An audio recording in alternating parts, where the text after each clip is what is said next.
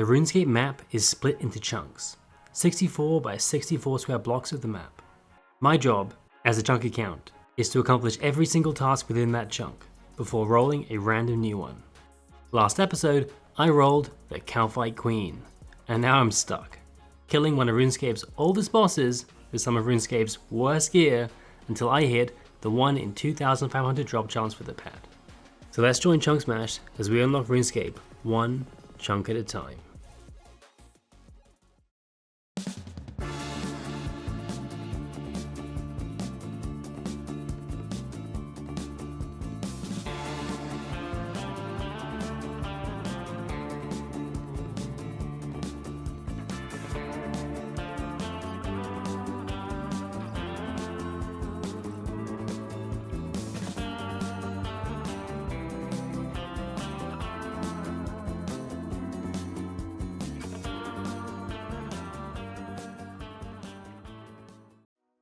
Alright, welcome back guys to episode 16.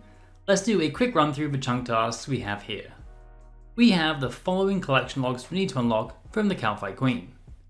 The Dragon Chain Body, a 1 in 128. The Dragon Two-Handed Sword, a 1 in 256. The Calphite Queen Head, back to 1 in 128. And the Lava Battlestaff, also a 1 in 128. Finally, from the Calphite Queen, we need to obtain the Calphite Queen Pet, coming in at a mighty 1 in 2,500. We also need to kill a goat. It's a new monster in my chunk, and I haven't killed one yet. Look, the chunk lifestyle isn't all bossing and glamour. I also have one passive task I'm working on.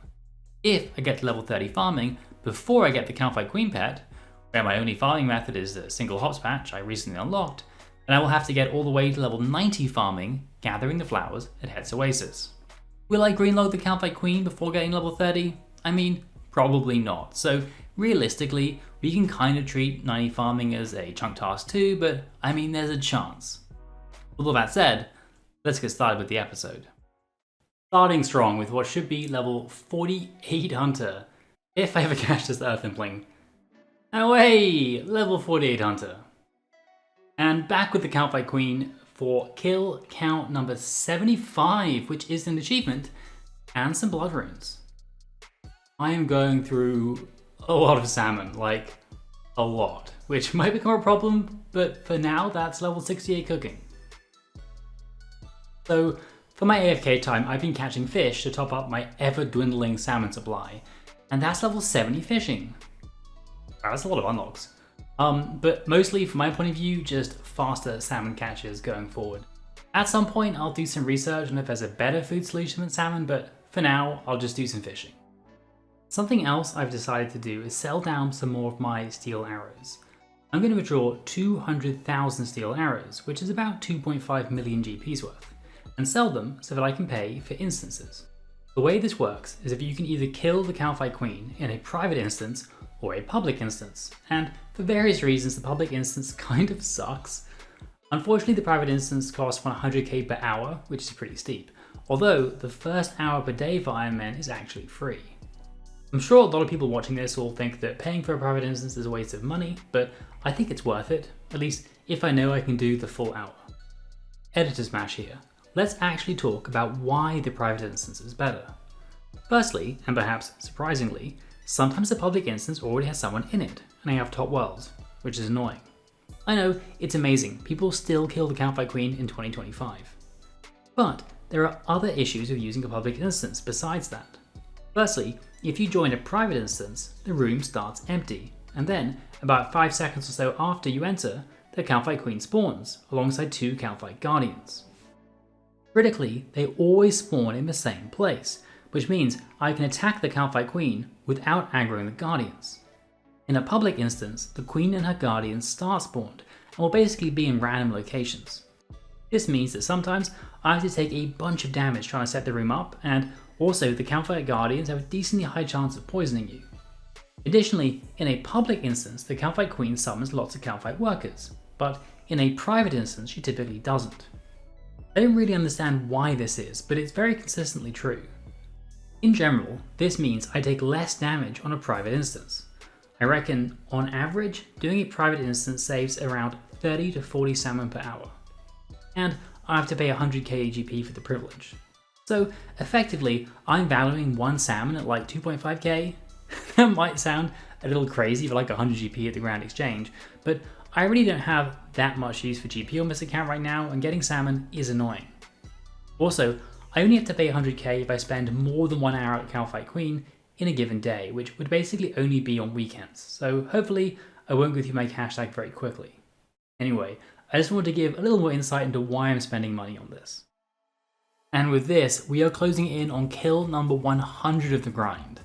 I'm trying to utilize the fact that I have my defense cape that heals me if I die once per hour to be as efficient with salmon as possible. Each salmon I don't eat is a salmon I don't have to catch or cook later. And there you go, that's the 100th kill. Should be a pop-up any second. Beautiful. I have not had any uniques yet of any type, which is a bit unlucky, but it doesn't really matter either. The only thing that really matters is how dry I go on the bed, because that's almost certain to be the last drop I get. And also, I guess when I get the Dragon two-handed sword also matters, because that's going to meaningfully affect how fast these kills are. The other drops don't really matter. I mean, I guess the Dragon chain is okay. All of my kills are 1 kill trips, by the way. I'm not even close to 2 kill trips, so I thought now was a good time to take a minute to show you guys what I do in between kills. After hometailing to Lumbridge, I restore my prayer at this helpfully placed prayer altar, and then I have to run all the way back to the Alcarid bank. I will catch this random gourmet impling because they sometimes have cool loot. There's an impling spawn location right by the bank, which is pretty nice. Also, just being in the bank heals my HP to full, for free. In Runescape 3, going into a bank rapidly heals you, which is super helpful in saving food. I then deposit all of this stuff into the bank and withdraw a new inventory of raw salmon. I then go cook this whole thing at the range, which takes a minute, but I kind of like it. It would be slightly more efficient to just cook all 2,000 plus salmon currently in my bank in one go, but I kind of like doing it this way because it gives me a bit of downtime in between kills. I then have to run down to Shanty's Pass and sit next to his musician to get back to 100% run energy. Otherwise, I would run out in the tunnels, which means I would take more hits from the cow fights, and I'm more likely to get poisoned, and getting poisoned means I lose like 4 salmon. On the way to the Cowboy Hive, I'll randomly barge onto his Desert Wolf for some XP and to save 1 second for my run back. It adds up. Now that I'm in the tunnel, I basically just run all the way through. Sometimes I kill 1 or 2 cow fights to build up adrenaline. You do have to be careful with the cow fight soldiers though, because they can poison you, like this one just did. Yep, poison for 3 minutes. That's a little bit unlucky, and goodbye to 4 pieces of food. Anyway, killing a dude like this helps a bit with going into the cow fight queen fight with a bit more adrenaline, and then I surge over to behind this thing in the middle of the arena and wait for KQ to spawn. And boom, fight started. You can see what the Guardians spawned by the entrance, so because this is a private instance, I can basically just ignore them. And that's it. And doing it this way I get about 9 kills per hour.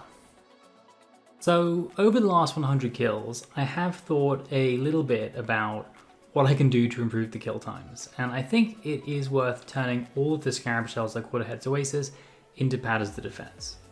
Each one lasts 30 minutes, so all like 60 of them is going to last for almost 300 kills. They don't do a ton, they basically give me +2 defense, but I guess every little helps, and why not use them? Like, what am I saving them for if not this? The other thing I've started doing is bringing the Amulet of Magic as a switch for the Amulet Defense in Phase 2. It means I get 1 less salmon, but I basically never run out of salmon, so that's okay. For food, I still really need to look into this. I can make stews, which heal 1000 HP, but they're kind of annoying to make. I can then turn them into curry using spices I get from gourmet implings, but I don't know, stews, really annoying to make. I'm not sure it's worth it, but I'll think about it. I can also make various types of baked potatoes, but they fall into the same camp. Useful, but kind of annoying to get.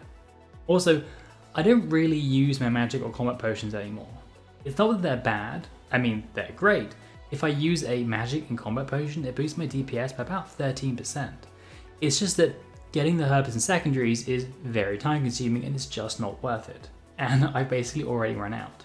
My plan is to wait until I finish the grind, have all the new best in slot unlocks, maybe some extra combat levels, and then I'll use any remaining potions to see if I can get a 90-second kill, which is the fastest speed trial achievement. Speed trial kills are not a chunk task because, I mean, they can literally be impossible depending on your gear, but it would be cool to at least try. Something else I can do is open up all of these bird's nests. And I'm looking for two specific things: sapphire rings and emerald rings. I mean, a dragonstone ring would be best, but I don't think you can get those in basic bird's nests. Emerald rings can be turned into rings of dueling, which are a 1-slot, equipable emergency teleport to Het's Oasis. So that saves some inventory space I can fill up with more salmon. And sapphire rings can be turned into rings of recoil, which can reflect small amounts of damage back to the Calphite Queen. Each ring only does 4,000 damage before it shatters, so it's not much, and once I run out, I don't really have any efficient way of getting more of these, but I guess I'll use them whilst I can. Like with the potions I talked about earlier, once I start running low, I'll keep the last few in reserve for speed challenges. One more thing I could do is to train up my combat stats. It's a weird feature of RS3's combat system that you can't get melee XP from killing the Calphite Queen. In RS3, you only get combat XP at the end of the kill, not as you do damage, and because KQ's second phase is kill with magic, that's what you get XP for. None of the XP you get is for attack or strength, which is a shame because I would already have got multiple levels if I was getting combat XP and attack or strength, but instead it's all magic, where I'm already level 90 and need like 1 million XP per level. This should be level 69 salmon coming up. I mean 69 cooking, sorry, I have salmon on my brain. It's all I see when I close my eyes, but I will keep getting cooking levels because I'm cooking a lot of fish. At level 71 fishing, more salmon. And that's 125 kills at the Calphite Queen for some Wines of Zamorak, and still no uniques yet.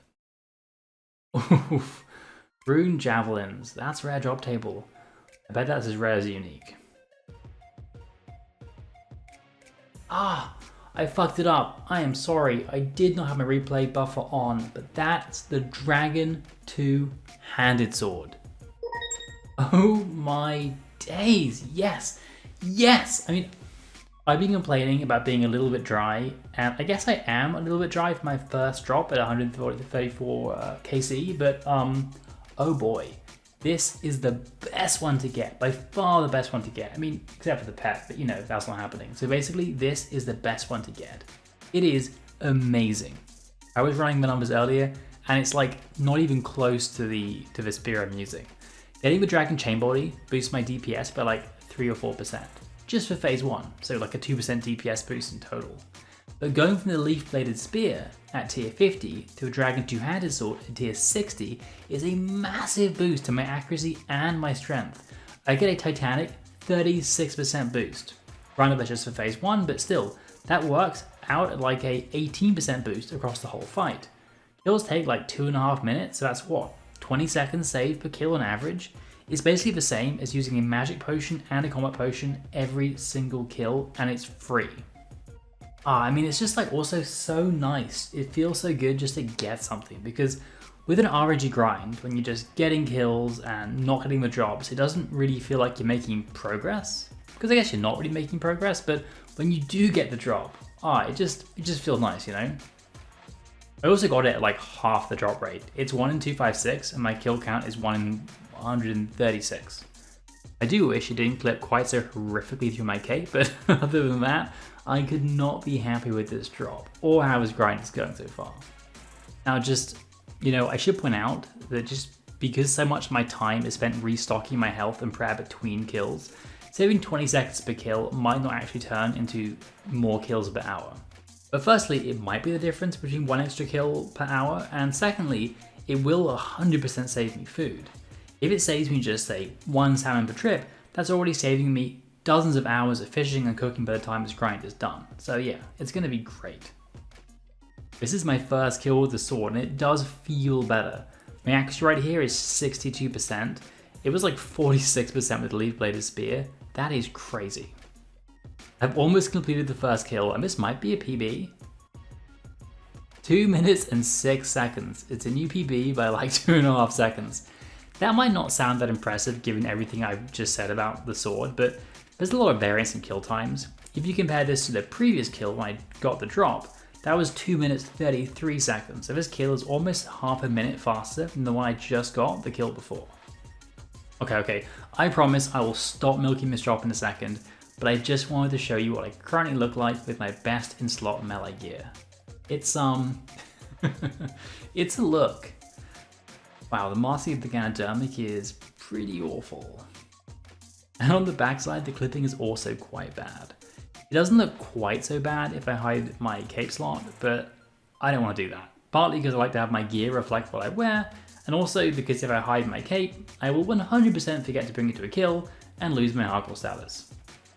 Now also, if I unsheath my sword, if I bust it out, it looks like this. Pretty cool. I mean, I can go show this impling business. For a black bead, that's a magic potion right there. Everything's coming up ChunkSmash. Now, you might think, what about farming? You're supposed to be passively farming hop seeds. You promised. That was the deal you made to be allowed to roll this incredible Calphite Queen death chunk. And yeah, don't worry, I have been farming. I just didn't want to interrupt the incredible flow of this video with farming clips. That's about to change. Here's me getting 14 farming. And 15 farming. That's my first tree seed unlocked, oak trees, if I could, plant trees in my chunks. Level 16 farming. That's Yanillion hops, which I can plant. Cha-ching. Level 17 farming, coming, unsurprisingly, after 16 farming. And you'll never guess what came next, but it's actually level 18 farming. Yeah, level 18. I got this level about an hour after getting my Dragon two-hander, so yeah, it was a pretty good day, you could say that. And then, level 19 farming, which would unlock Terramin if I was a regular account instead of a super special Snowflake Ironman. So yeah, I'm gonna stop the farming content for just a minute. Like, don't worry, I'll still be farming in the background. But I'll start showing some other clips again because you can have too much of a good thing. And if I showed you 6 consecutive farming levels, all from the hops patch, I mean, I would be setting unrealistic expectations about the quality of the content on this channel, and I don't want to do that. Ooh, oyster pearls. That might seem like a random drop, and it is. Why does a bug in the desert have oysters? But it now means I've got every single non-collection log item from her drop table. Oyster pearls, with the last one being a 1 in 128 drop for some reason. And the cooking continues. Level 70. We'll at some point look into other foods, but salmon are just so chill. Oh, boom! Lava battlestaffs! That's just like 20 kills after Dragon two-hander as well. Alright, I've retreated back to the safety of the Alcarid bank, and let's take a look at these lava battlestaffs. Here you go. This is what it looks like. It looks kind of cool. I mean, it's spraying lava all over my face, probably causing horrific 3rd-degree burns, but that's okay, can't complain. But sure, they look good, but what do? The damage is just a tier 30 staff, so worse than the Slayer staff I already have, but it provides an infinite source of both fire and earth runes when equipped.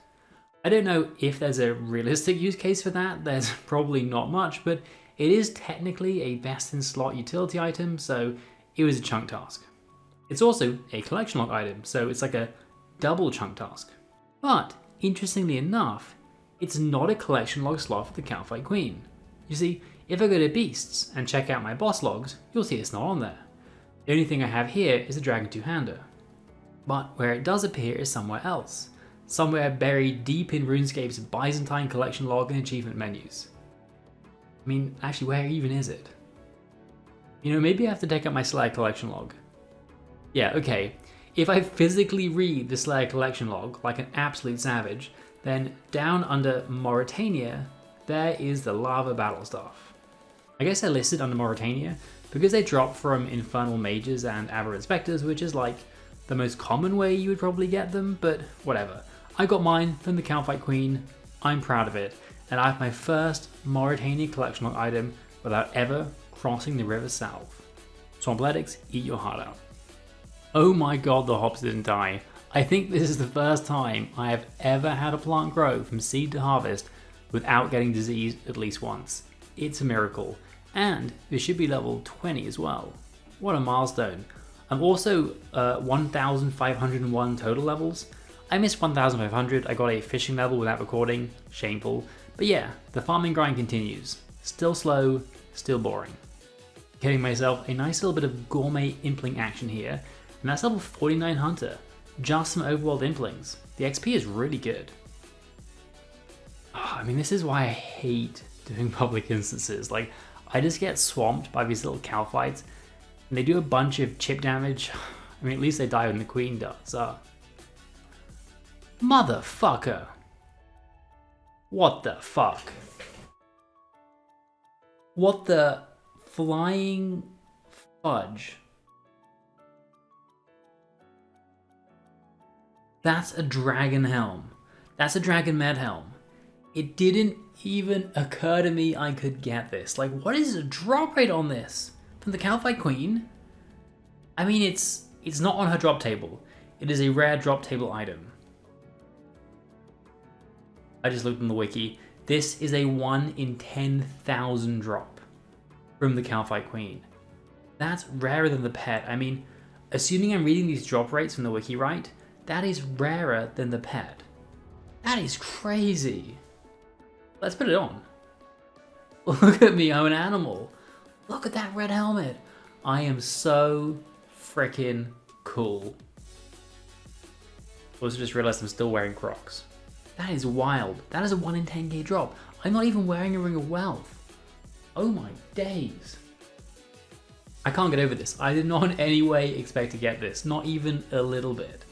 It's actually nice though. It's a decent upgrade for the melee helm. It's my best in slot. And like, I would obviously not have stayed for this, right? Like, I was always guaranteed to get the Dragon Chain and the two-handed sword because they're chunk tasks. I can't leave until I get them, but this is a free bonus upgrade, so it's great I got it first. In fact, this is the best thing I can possibly get from the rare drop table. The best thing used to be the Dragon Spear, but now I have a Dragon two-handed sword.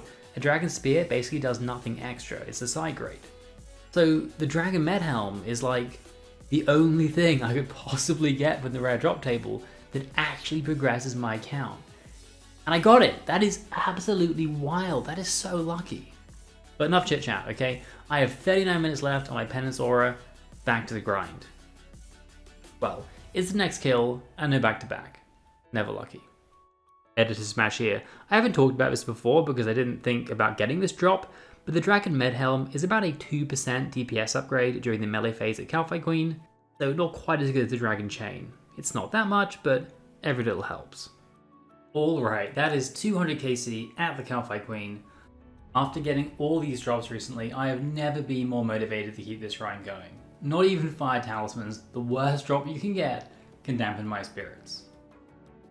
Ooh, is that really my first ever loop half of a key? Really? The first duplicate drop on the grind so far. My second drop of Lava Battlestaff, so kill 221.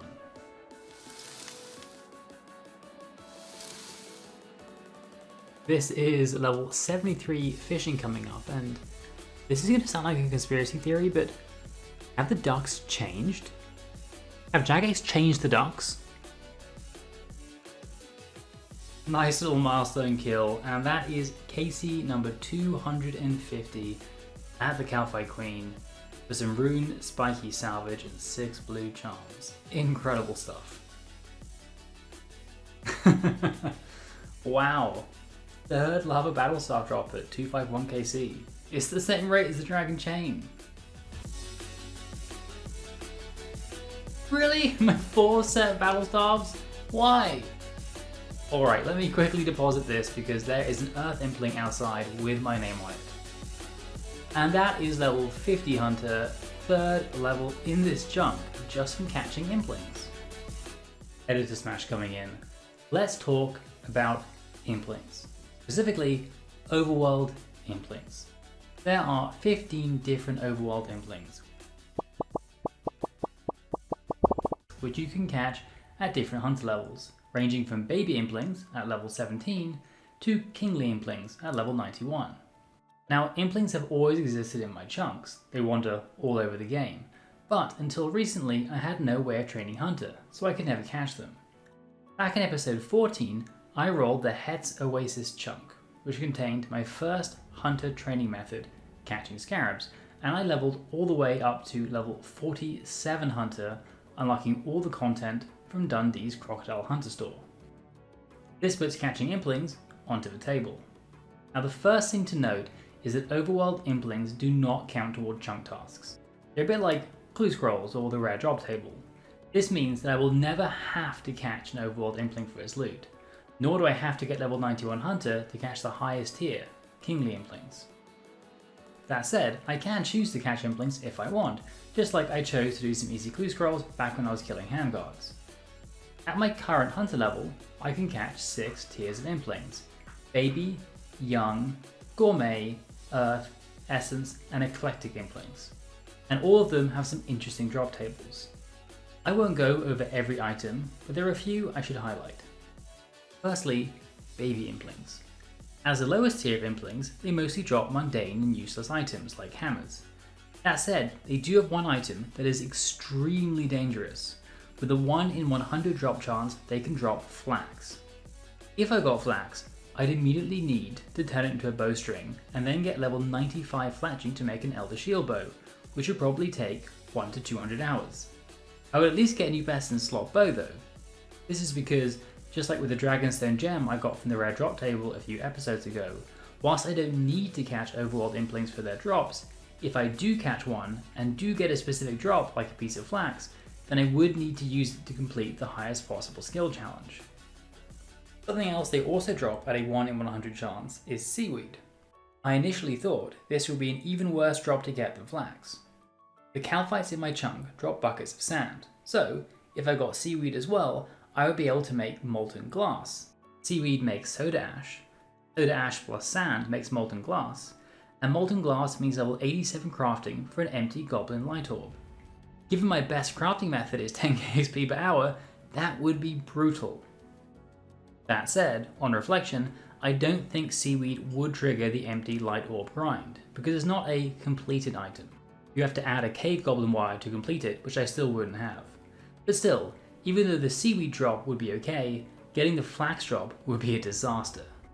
Young implings have the same problem, but it's even worse. They have a much more likely 1 in 10 drop chance for a bowstring, which would trigger the same 95 fletching grind as a piece of flax. So both baby and young implings are definitely off the table. I will never catch one under any circumstances. I mean seriously, misclicking on a young impling and landing myself a 100+ hour fletching grind is something I have nightmares about. Just in case you were thinking that using an Elder Shortbow, a tier 60 weapon, would speed up the Calphite Queen grind and make this grind worth it, think again. I've done the math, and my terrible range level combined with the fact that I only have access to tier 50 arrows means that even with an Elder Shortbow, my range DPS at KQ would be no better than my magic DPS. So definitely not worth spending 200 hours grinding out. Things do get better from here though. Gourmet implings drop a bunch of cooked foods, which are nice, including various stat boosting foods like the Chef's Delight, fish pies, and garden pies, potentially saving me a lot of time on some future skilling grinds.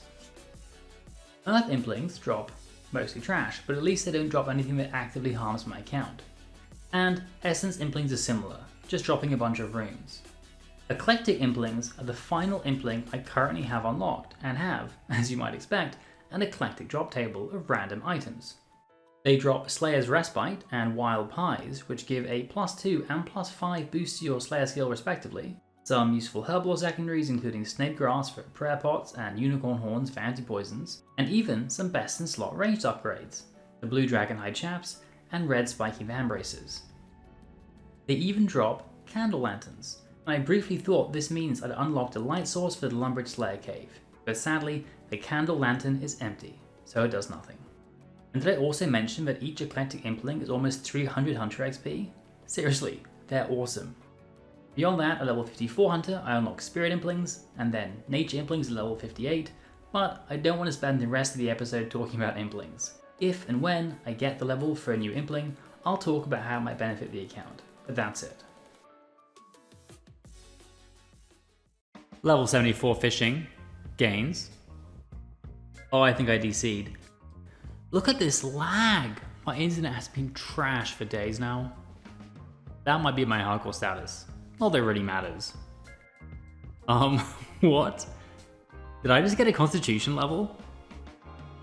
Oh, my defense cape saved me. And I'm poisoned. Let's get out of here. Well, that was eventful. I DC'd, procced my Sign of Life, got level 93 Constitution. I don't know what the Calfight Queen dropped, but it was probably something garbage. And I guess, yeah, I can't really do any more KQ with this internet and no Sign of Life. Yeah, my closest call yet to losing my hardcore status. And I guess I should probably, maybe call it for the day. And here we have kill count number 300 at the Calfight Queen. Every time, every single time the clue scroll baits me. It's kind of weird. Why can't these Calfight workers get to me? Like, what is blocking them? Is it the Calfight Queen? I mean, it's not Chomper. They're blocked on both sides. I notice this a lot. Like, there's something weird with how enemies clip in this place, especially in private instances like this one is. Like, I can't complain, it's actively helping me out, but, you know, yeah. Anyway, that's KC number 325 for some blood rings. Boom! That is the Calfight Queen head. It is completely useless. Alright, I finished up the rest of the aura time, so I'm up to 337 Calfight kills. Let's look at the collection log. Okay, 337 kills. We've got 1 Dragon 2-hander, 1 Calfight Queen head, and no pad, which is expected.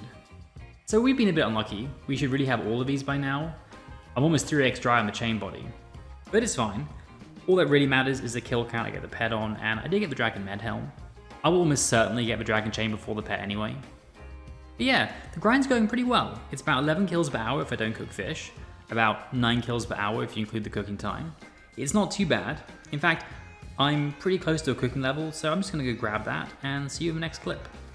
This might be the first time I've ever announced my intention to do something in the series and then actually followed through with it. That is level 72 cooking. I think this is it. I think this is the kill. It is! Way! Level 91 magic. My first and potentially only magic level with the Calfight Queen grind. Hey, that is KQ number 375. The grind keeps going. And level 75 fishing, which might be my last fishing level for a while, for reasons that will make sense shortly after this clip. That's the second Dragon Med Helm. This is out-frickin-rageous. Outrageous! This is ludicrous. Either I am fundamentally misunderstanding how the red drop table works, or getting 2, not 1, but 2 Dragon Med Helms before getting the Dragon Chain is an astronomically low probability event. I don't have a Ring of Wealth on. I'm just raw dogging it here with a Ring of Dueling. I mean, in my ring slot. This is crazy. Anyway, it is what it is. Now I have 2 of them. Still, I think it's hilarious though. And here we have my 400th kill count at the Calfight Queen, and it's probably a nice place to stop the episode, but I have one more surprise left. Oh yeah, farming. I've been farming the whole time, and storing up the clips. That's level 21 farming, and Crandorian hops unlocked. Here's level 24 farming. Don't ask what happened to level 22 or 23. Level 25 farming. Level 27 farming. Not what you expected. You expected 26, but no, because I got 26 on mobile. And here's level 28 farming, a huge milestone. I mean, not really, but that's the level for Wild Blood Seeds, the highest tier hop seed I can plant in this chunk. And level 29 farming, and we're getting pretty close to level 30 here. And here we are, unless I get incredibly unlucky with no, don't kill the farmer. Okay, let's try again. Unless I get incredibly unlucky with the number of Wild Blood hops, this will be level 30 farming, which, yes, level 30 farming. Which answers the question, I guess, of whether I get level 30 farming first, or get spooned on the pad. And that is a huge level, because it unlocks Het's Oasis, a non-time gated farming method, meaning all of my backlog farming tasks, so that's level 55 for the diary task in Al-Qarid, and level 90 for the hydrangeas at Het's Oasis, they all come off the backlog and become active tasks again. Okay, and this really is a good time to start winding up the episode. Next one we'll have even more Calfight Queen, as well as we'll be going back to Het's Oasis for a mammoth farming grind. That might also be the trigger to look more closely at other types of food. Up till now, I had no AFK activity, so using my AFK time to get salmon was kind of efficient. But now, if I have time to AFK, I'll probably be spending it at Heads Oasis, so maybe salmon doesn't make as much sense anymore. I guess we'll find out. Let's go over the levels we gained this episode. First off, we got 1 magic and 1 constitution level from killing the Campfire Queen. We then went from level 69 to 75 fishing, and 67 to 72 cooking from getting salmon for the Campfire Queen grind. We then went from level 47 to level 50 hunter, basically just from catching the overworld implings you see around the Algorid bank.